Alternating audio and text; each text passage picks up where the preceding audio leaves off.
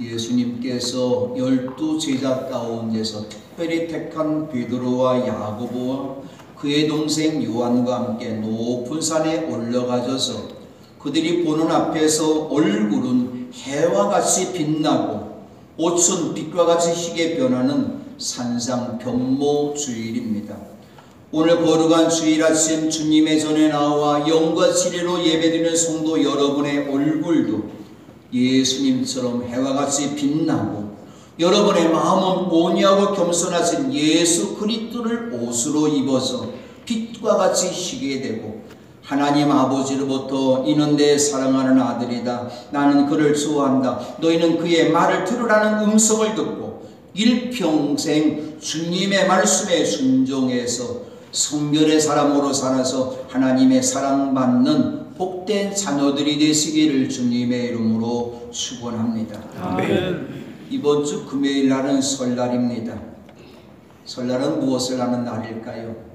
오늘도 여성교회에서 신떡을 판매하고 있습니다만 아마도 떡국을 내서 그런 먹는 날이죠. 또 공부 때문에 또 직장 때문에 타지에 멀리 나가 있던 자녀들이 집으로 돌아와서 부모님을 만나는 날이고 또 어린 자녀들은 부모님에게 세배를 드리고 세뱃돈을 받는 날이기 때문에 설날이 되면 참 좋은 날이죠. 색동 꽃가옷을 입는 좋은 날이기 때문입니다. 우리 딸내미가 분당에 살고 있는데 명절 때가 되면 아빠 엄마 뭘 선물로 사다 드릴까 그렇게 전화가 와요.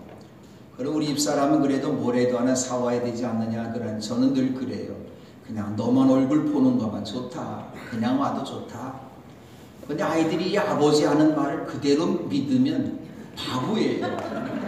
오늘 우리 딸내미가 올 때 그래도 뭔가 아버지 잠옷도 사오고 또 이번에는 저희 집사람이 무슨 그릇을 사와라 그렇게 카톡에도 올렸더니 그래요 사갈게요 그래요. 오늘 설날은 어쨌든 좋은 그러한 날입니다. 근데 설날이 왜 좋은 날이 돼야 될까? 설날이 좋은 날이 돼야 되는 가장 중요한 까닭이 하나 있습니다. 설날은 우리가 받은 은혜에 대해서 기억하고 감사를 드려야 되는 날이 바로 설날입니다. 부모님이 나를 낳아주시고 길러주시고 신자리 많은 자리 갈아 놓으시면서 학교도 보내주고 또 결혼도 시켜주고 결혼시켜주면 다 끝나는 줄 알았더니 또 그놈들이 가서 또 지네들 아들 딸 나니까 또 손도 손녀들을 향해서 또 우리가 뭔가를 해야 되는 거. 어쩌면 일평생 오늘의 부모님과 자녀와의 관계는 은혜 안에서 시작하고 은혜로 살고 은혜를 갚아가는 것이 바로 가족이라는 생각이 듭니다. 근데 요즘에 설날 때도 집에 오지 않는 그런 자녀들이 종종 있어요. 어떤 자녀들이 안 올까요? 총각 처녀들이 안 와요. 집에만 오면 너 언제 시집 갈 거냐? 너 언제 장가 갈 거냐? 언제 오늘 국수를 먹게 하느냐? 다른 사람 아들들은 다 결혼했는데 왜 너만 못 가고 있느냐? 잔소리죠. 어쨌든 왜 못 갑니까? 짝이 없어 못 가는 것 아닙니까? 아직 하나님이 짝을 지어두지 않아서 못 가는 건데 그 녀석 책임이라고 자꾸 잔소리하니까 안 하는 거예요. 엄마 이번 설날에 직장에 계속 근무하기 때문에 못 가겠어요. 여러분 거칠고 험한 세상에 살고서 홀로 공부하고 홀로 직장에 다니는 자녀들이 집에 돌아올 때에 그 자녀에게 잔소리하지 마시고 세상에도 피곤하게 살았던 여러분들의 자녀들을 여러분들이 정말로 진정으로 위로해주고 격려해 주어서 그들이 진정으로 쉴 수 있는 따뜻한 안식처가 여러분의 집이 되시기 바랍니다. 설날 아침 온 식구가 모여서 함께 떡국을 드시기 전에 아마도 마음을 모아서 함께 찬송을 부르고 기도할 때 여러분의 가정도 예수님처럼 빛이 나고 행복한 주님의 가정 사철의 봄바람이 불어오는 은혜의 가정 되시기를 바랍니다. 아멘. 우리가 어렸을 때 부모님 앞에 제일 많이 들은 말이 있어요. 너 왜 공부 안 해?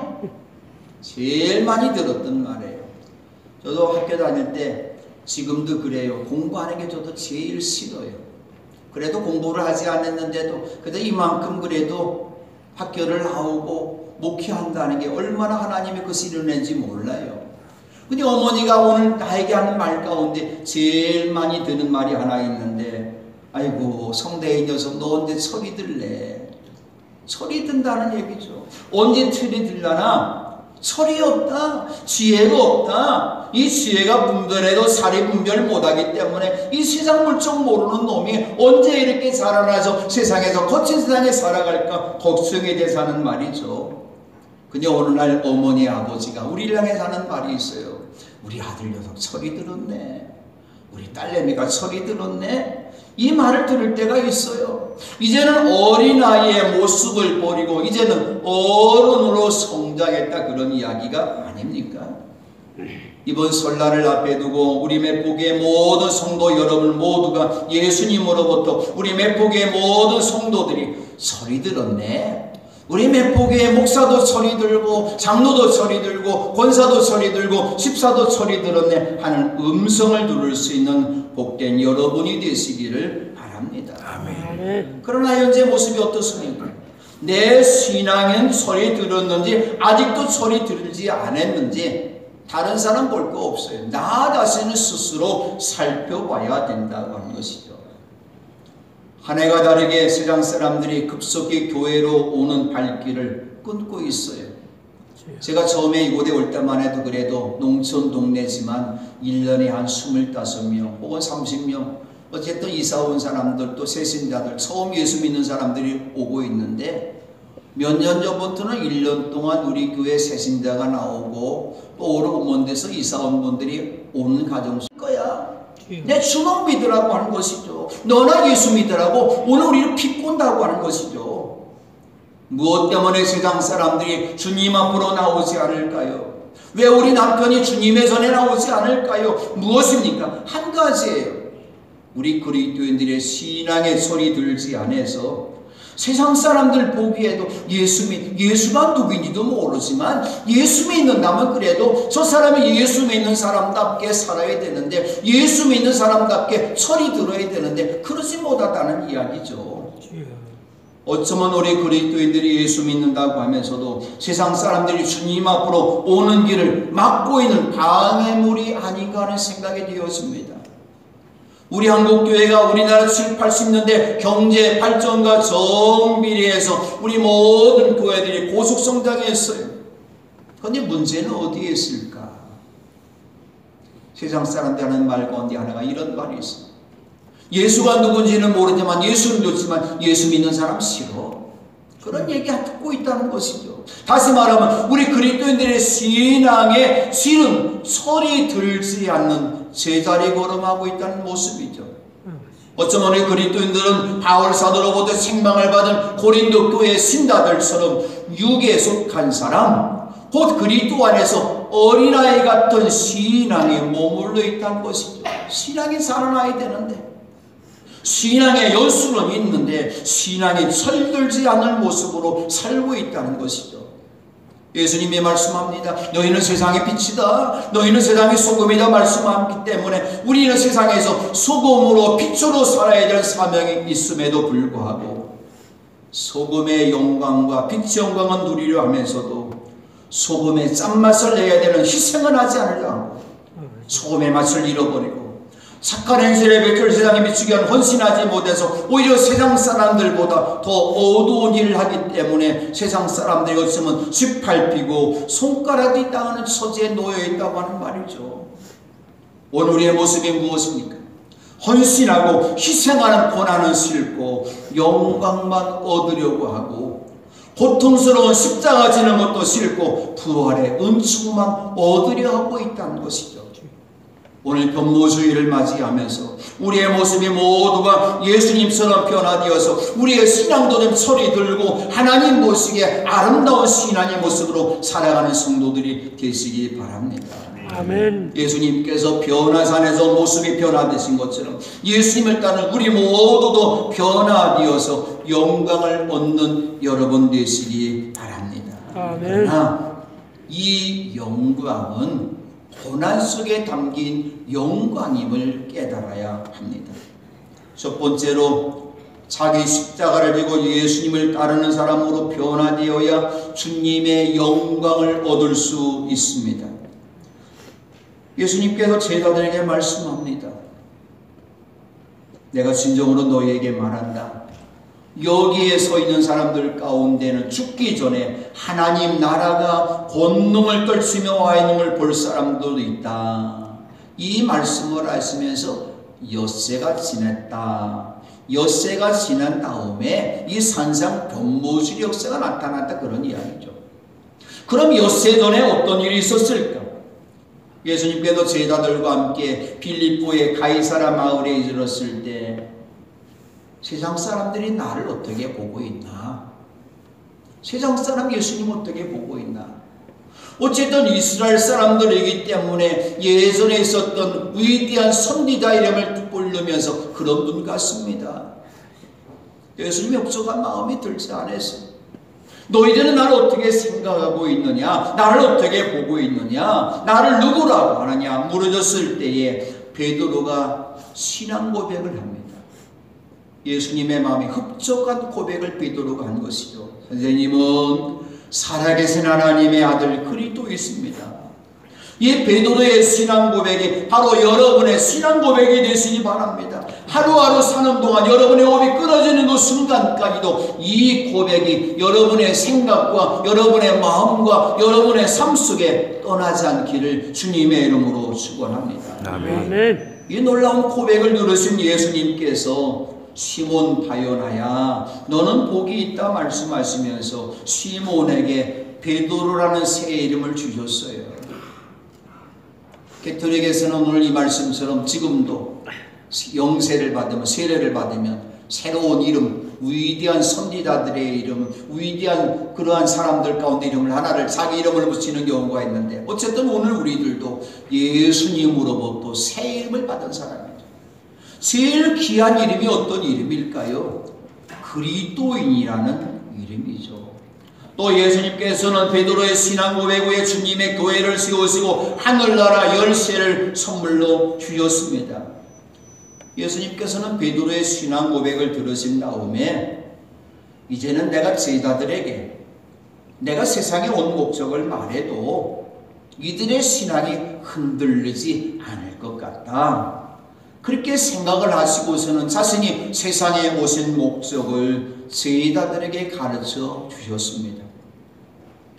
인자가 반드시 많은 고난을 받고 장로들과 대제사장들과 율법학자들에게 배척을 받아 죽임을 당하고 나서 사흘 후에 살아나야 한다.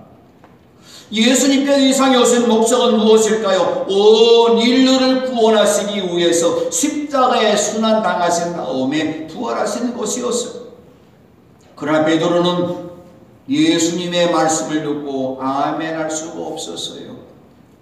예수님의 제자가 되어서 지금까지 따랐는데 예수님으로부터 어떤 월급 받은 적도 한 번도 없고 예수님을 따르면서 어떤 좋은 음식을 먹은 적도 없고 어쩌면 가난한 그 일을 향해서 걸어가는 길이었음에도 불구하고 예수님이 행하신 모든 기적들을 보니까 그래, 예수님이야말로 이 나라의 왕이 되실 거야. 저 로마의 속박에서 우리나라를 해방시켜 주시고 우리나라 왕이 되고 대통령이 될 거야. 그러면 예수님께서 왕이 되시다면 오늘 우리들에게는 최소한도 예수님을 따르는 제자니까 최소한도 장관 자리 하나 주시겠지. 그런 생각을 기대하면서 온갖 고생을 받아들였는데 예수님이 왕이 되시는 것이 아니라 장로들에게, 대장들의 율법학자들에게 배척을 받는다, 죽임을 당한다, 사흘 후에 살아난다. 왕이 된단 말 하나도 없어요. 죽는다는 그런 얘기 아닙니까? 받아들일 수가 없어요. 예수님의 말씀을 듣고 베드로는 예수님을 바짝 잡아당기면서 항의했다. 그렇게 성경은 말씀합니다. 항의했다는 말은 예수님께서 베드로를 꾸짖었을 때 사용했던 말과 똑같은 말이에요.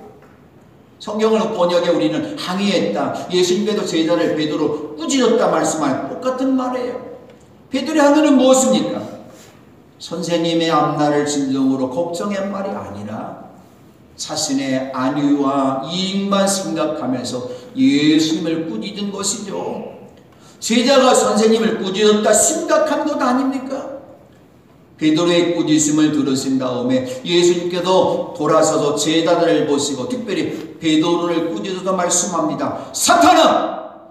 사탄아, 내 뒤로 물러가라. 너는 하나님의 일을 생각하지 않고 사람의 일만 생각하는구나. 예수님께서 베드로를 향해서 사탄이라고 험한 말씀하신 것은 무엇일까요? 제자로부터 항의받은 것뿐만 아니라 베드로의 생각, 베드로가 하는 모든 말들, 하나님의 일은 생각하지 아니하고 사람의 일만 생각했기 때문입니다. 우리가 신앙생활할 때 우리 자신의 모습을, 우리 신앙생활을, 우리의 마음의 모습을, 우리 행동하는 모든 모습을 살펴봐야 되는 것이 꼭 하나 기준이 있는데, 나는 지금 하나님의 일을 생각하고 하나님의 일을 하고 있는가? 아니면 사람의 일만 생각하고 사람의 일을 하고 있는가? 하나님의 일은 무엇입니까? 예수님께서 고난의 십자가를 지시는 것이고, 사람의 일은 무엇입니까? 예수님께서 십자가를 지시는 것을 막는 사탄의 일이 바로 사람이 이뤘던 것이죠. 하나님의 일이 무엇입니까? 온 세상 사람들을 죄와 죽음으로부터 구원해서 영원의 생명을 주어서 천국에 들어가게 하는 일이고, 사람의 일, 곧 사탄의 일은 죄를 지은 사람을 영원한 지옥에 들어가게 하는 일입니다. 예수님께서 베드로를 꾸짖으신 다음에 제자들과 함께 무리를 불러놓고 말씀합니다. 나를 따라오려고 하는 사람은 자기를 부인하고 자기 십자가를 지고 나를 따라오너라. 나도 하나님의 일을 생각하고 순종한 것처럼 너희들도 나를 따라오려고 한다면 하나님의 일을 생각하고 순종하고 나를 따르라고 하는 말씀입니다. 누가 하나님 나라가 권능으로 오는 걸 볼 수 있을까요? 누가 하늘나라의 열쇠를 받을 수 있을까요? 누가 예수님처럼 하늘의 영광을 얻을 수 있을까요? 영광은 고난 속에 담겨 있습니다. 하나님의 일을 생각하며 자기를 부인하고 자기 십자가를 지고 예수님을 따라가는 사람만이 영광을 얻을 수 있습니다. 두 번째로 예수님의 말씀을 듣고 순종하는 사람으로 변화되어야 주님의 영광을 얻을 수 있습니다. 사람의 일을 생각하고 하나님의 일을 생각하지 않는 베드로였지만, 그럼에도 예수님께서는 그런 베드로를 사랑해 주셨어요. 얼마나 귀한 은혜입니까?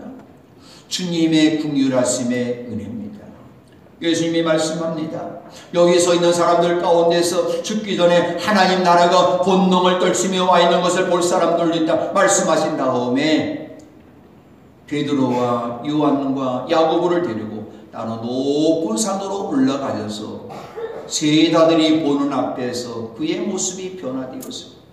예수님의 옷은 세상 어떤 빨래꾼이라도 기이할 수 없을 만큼 새하얗게 빛났다고 말씀합니다.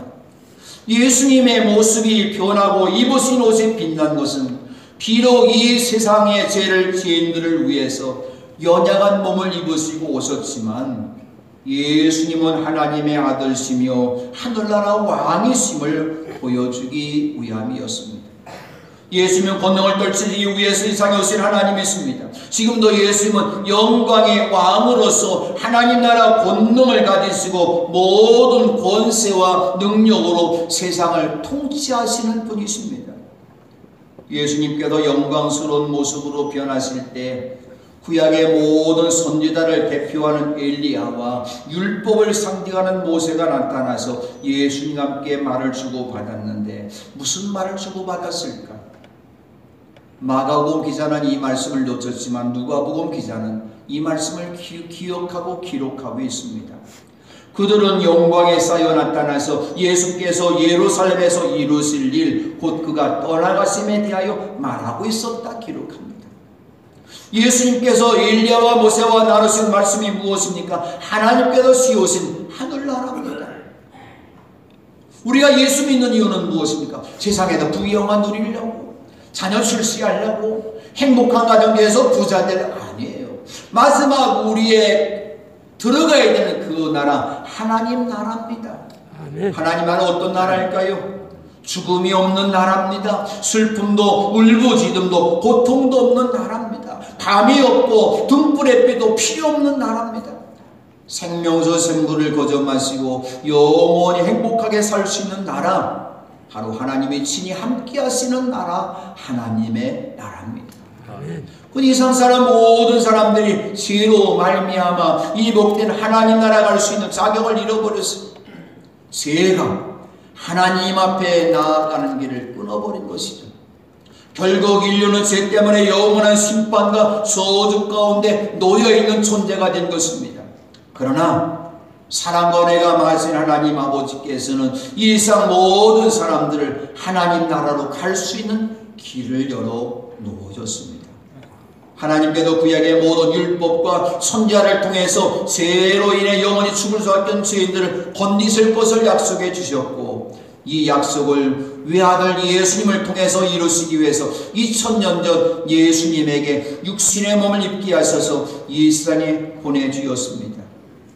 변화산에서 변화하신 예수님께서 엘리야와 모세와 함께 나누신 말씀은 바로 예수님께서 이 세상 모든 사람들을, 오늘 예배드린 우리 모든 우리들을 하나님의 나라 갈 수 있도록 예루살렘에서 이루실 일, 그 십자가의 고난과 부활과 승천을 통해서 이루실 것을 말씀해 주셨습니다. 권능으로 이 세상에 오신 예수님께도 손으로 짊어진 고난의 십자가를 통해서 하나님 나라 들어가는 문을 활짝 열어 놓으셨습니다. 저는 대한민국 시민이 된 것 매우 감사하게 생각합니다. 아직도 반토막이 되어지는 나라지만 그래도 대한민국 남한에도 태어난 얼마나 감사한 일입니까? 전 세계에서 제일 좋은 시민권을 미국 시민권이라고 말합니다. 미국 시민권을 얻으려면 돈도 얼마 있어야 되고 머리가 똑똑한 사람이 돼야 되고, 그리고서는 미국에서 그래도 영주권 얻고 미국 사람으로 살 수 있는 자격을 받았을 때 시민권을 얻습니다. 하나님 나라 누가 들어갈 수 있습니까? 예수님께도 첫 번째 선포하신 말씀을 들어보십시다. 회개하여라, 하늘나라가 가까이 왔다. 바로 하나님의 나라는 온 진리의 죄를 사하기 위해서 육신의 몸을 입으시고 이 세상에 오셔서 순환의 십자가를 지시고 사흘 만에 부활하신 그 예수님을 믿고 죄를 회개하는 사람만이 갈 수 있는 나라입니다. 예수님께도 변화산에서 이렇게 변화된 그런 모습을 보면서 제자들은 겁내했다. 깜짝 놀랄 이야기가 아닙니까? 예수님의 모습만 변한 것이 아니라 구약시대에 있었던 엘리야도 나타나고 모세도 나타났으니까 얼마나 신비스러운 나라입니까? 베드로가 무슨 말을 해야 되는지 모르지만 하나 예수님 앞에 제안을 냅니다. 랍비님, 우리가 여기 있는 것이 좋겠습니다. 우리가 초막새들 지어서 하나에는 랍비님을, 하나에는 모세를, 하나에는 엘리야를 모시겠습니다. 초막이 나쁜 집이 아니에요. 당시 유대 나라에서 귀한 손님들이 오시면 사신들이 사용하는 집과 구별해서 초막을 짓고 좋은 지루한 방을 마련해서 그곳에 머물게 하는 관습이 있었는데, 베드로는 바로 이곳에서 예수님과 엘리야와 모세를 귀한 분으로 모시며 살겠다는 고백입니다. 근데 구름이 일어나서 그들을 뒤덮으면서 구름 속에서 소리가 났는데, 이는 내 사랑하는 아들이다. 너희는 그의 말을 들어라. 하나님의 음성이 제자들에게 들려왔던 것입니다. 우리의 신앙이 변화산에서만 머물러 있어서는 안 됩니다. 여기에 있는 것이 좋겠습니다. 아니에요. 신앙은 신비스러운 자리, 좋은 자리, 복받는 자리, 풍성한 자리, 안락한 자리에만 머물러 있는 것이 아니라고 하는 것이죠. 하나님께서 제자들에게 예수님의 말씀을 들으라는 말씀은 무엇일까요? 너희들 변화된 예수님을 보지 않았느냐? 하늘나라에 대한 맛을 너희들이 보지 않았느냐? 이제부터 예수님과 함께 고난의 자리, 십자가의 자리로 내려가라고 하는 말씀이죠.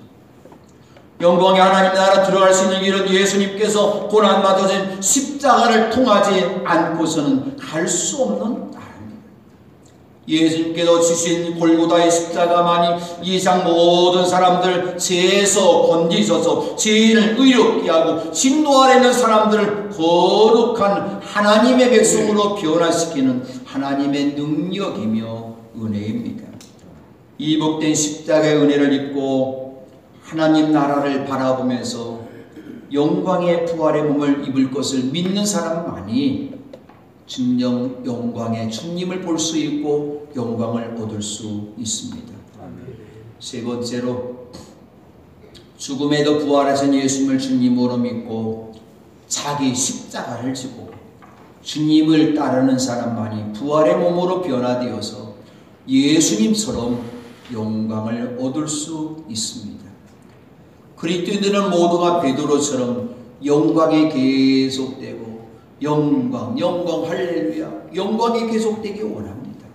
영광으로 이어지는 삶을 기대하고 영광 속에 머물기를 원합니다.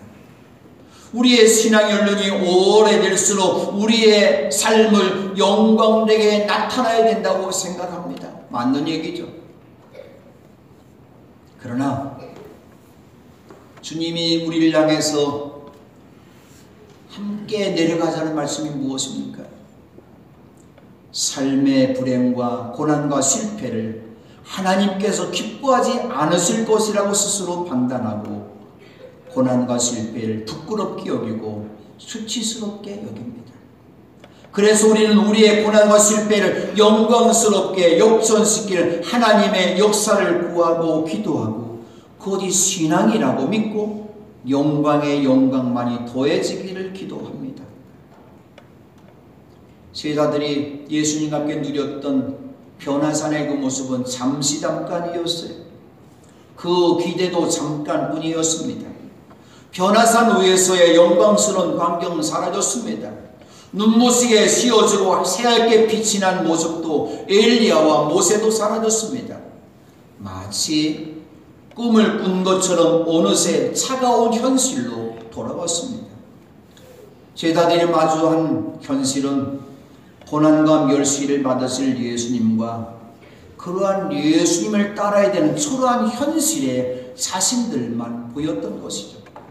그리고 이제는 세상 아래로 내려가야 되는 길이 그들의 현실이 되었습니다. 또 그 길을 내려오면서 예수님께서 제자들에게 말씀합니다. 인자가 죽은 사람들 가운데서 살아날 때까지는 본 것을 아무에게도 이야기하지 말라. 예수님의 말씀을 들은 제자들은 이 말씀을 간직했다고 그랬어요. 우리의 신앙인이 철이 드는 신앙인이 되기 위해서는 주님의 말씀을 우리 머리에 기억하는 것이 아니라 마음에 더욱더 굳게 간직해야 합니다. 예수님은 온 세상에 그리스도이시며 하나님의 아들로 영광의 주님이십니다. 그러나 그 영광은 유대 사람에게는 거리낌이었고 이방 사람들에게는 어리석은 일이었고 세상이 북돋기고 수치로 삼는 죽음의 한가운데서 피어오르는 영광이었습니다. 그리스도 영광은 높은 성공의 자리에서 그런 영광의 자리에서 어제도 우리나라 선수 하나가 쇼트트랙에서 금메달을 땄어요. 간발에서. 요거 몇 cm 안 되더라고. 또 떨어지는 사람들 보니까 요만큼 차이도 또 떨어지더라고요. 여러분, 높은 자리 금메달에서 영광이 나오는 것이 아닙니다. 거룩하신 하나님이 육신의 몸을 입으시고 이 세상에 오셔서 온 세상 사람들의 죄를 두 어깨에 짊어지시고 그 어깨에는 바로 나의 죄, 여러분의 모든 죄를 두 어깨에 짊어지시고 거룩하신 하나님의 죄인의 신분이 되었다.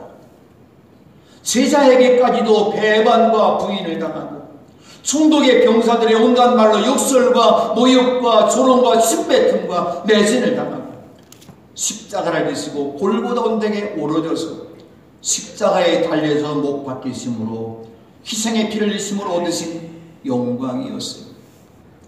십자가를 지는 그 고난이 없이는 영광이 없다는 말이죠. 이 귀한 하나님의 뜻을 예수님께서 하셨기 때문에 세상 사람들이 부끄럽게 여기는 실패와 절망과 고통과 죽음을 부끄러워지지 아니하시고 십자가를 짊어지러 하셨다고 하는 것이죠. 하나님의 영광과 은총은 바로 고난 속에 담겨 있습니다. 제가 홍주에서 있었을 때 청년 시절에 우리 학생들이 저를 좀 많이 따랐어요. 옛날에 그래도 제가 날씬하게 생겼는데 제가 또 그런 이유가 하나 있어요. 저는 누님들 밑에서만 자라났기 때문에 여자들 모습을 좀 알아요. 우리 친구들이 어떤 여자가 좋다 그러면 항상 나한테 와서 성대야 저 여자하고 다리 좀 놔줘. 충매쟁이 많이 했어요. 여자들이 연애하는 게 아니라 충매쟁이를 했어요. 근데 그때 예쁜 아가씨 하나가 나를 참 잘 따랐는데 엄혜옥이라는 아가씨예요.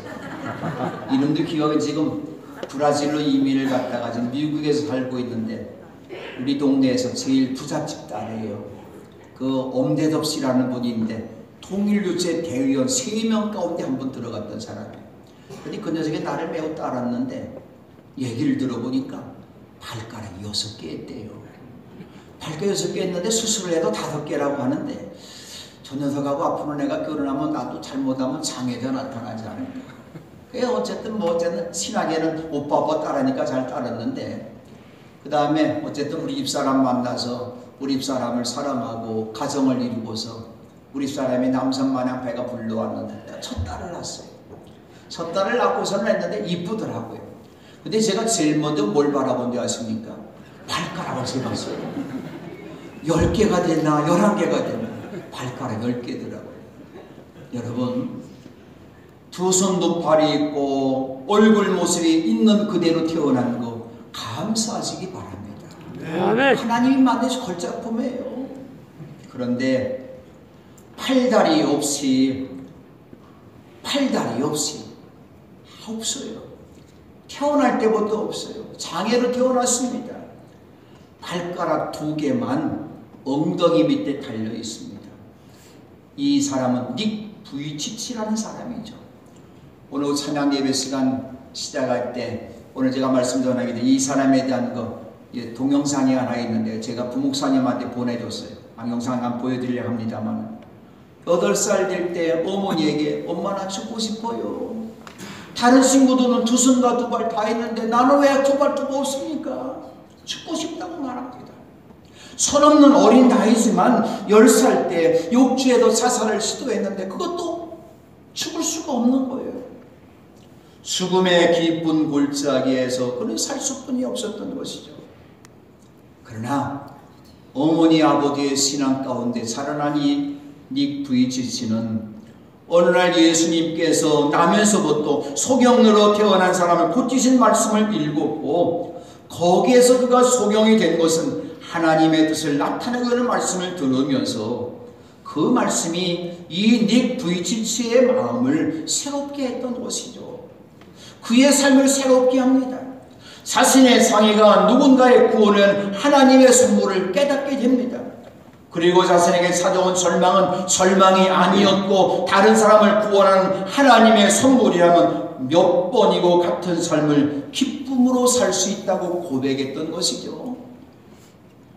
2팔 2다리 다 있지 않습니까?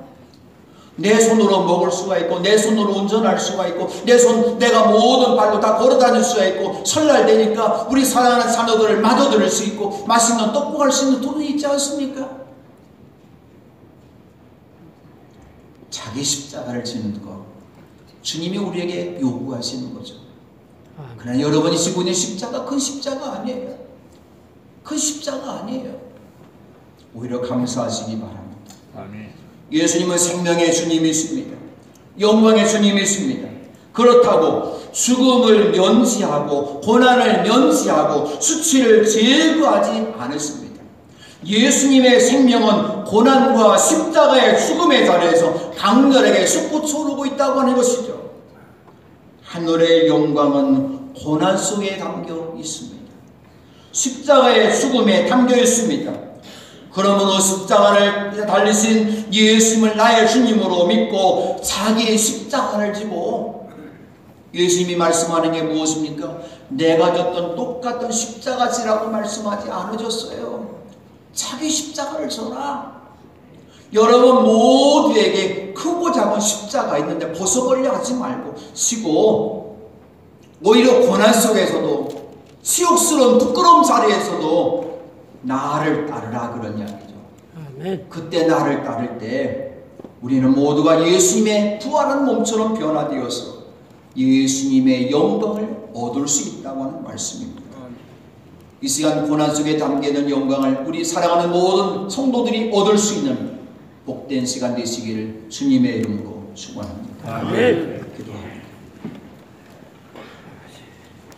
주님께서 받으신 영광은 고난 속에 담긴 영광이요 십자가에 담긴 영광임을 알고 우리 모두가 자기 십자가를 지고 주님을 따라갈 때 자기 십자가를 벗어버리려고 하지 말고 그 십자가를 감사함으로 받아들이고 주님을 따라가는 주님의 복된 성도들 되어서 우리 주님께서 베풀어 주시는 하늘의 영광을 얻을 수 있는 누릴 수 있는 성도들 되도록 은총 내려 주옵소서. 아멘. 감사하며 예수님의 이름으로 기도합니다. 아멘.